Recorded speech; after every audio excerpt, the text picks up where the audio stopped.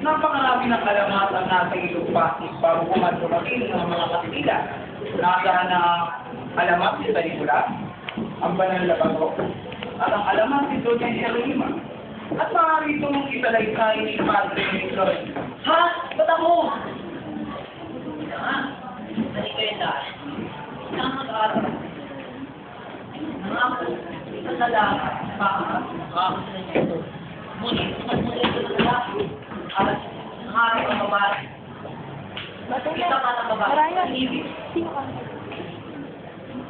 Ngunit, nang nalaman niyang naging arsobispo na pala ito, sa Maynila, nagbihis na laki ang babae at pumunta sa ilog at nang magkita sila, kwentuhan sila tungkol dito.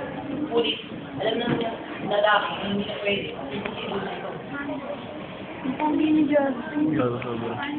Kaya, yun, kinarap niya ang babae, itang ilog at Sorry ko, sobrang lapit. Oo nga.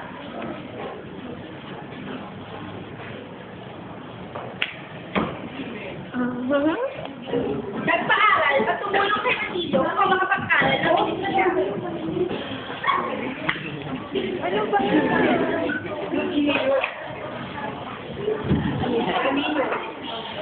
Okay, inulit ko na magalit sa siyensya.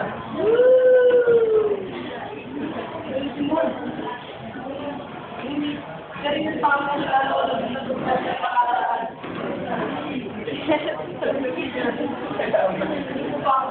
Sino ako?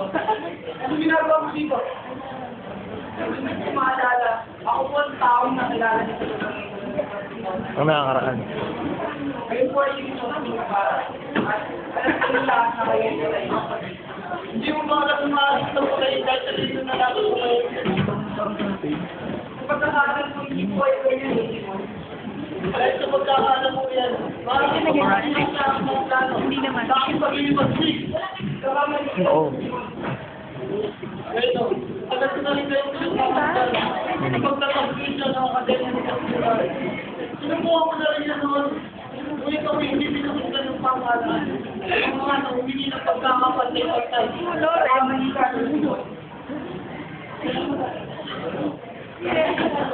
Walang magagawa ang mga yan. Wala.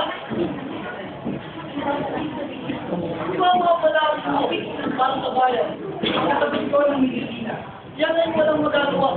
Anong tinalaman ng siyensya? Ano pagpapalaya ng bayan? Kaya yan ay kumamit ko. Ano natin sa akin? Lapit ko na yung mga kataan. Tulong ka ng kasama palaya ng bayan. Ayoko. Ang pagiganti ko, hindi na may babalik ang buwan ng aking inasagapit. Pero bumalik ka natin yung bayan. Kung saan may bagong... Galit na talaga si Justin. Tignan mo na mumula yung mata. Ganun talaga sa picture yan, tanga.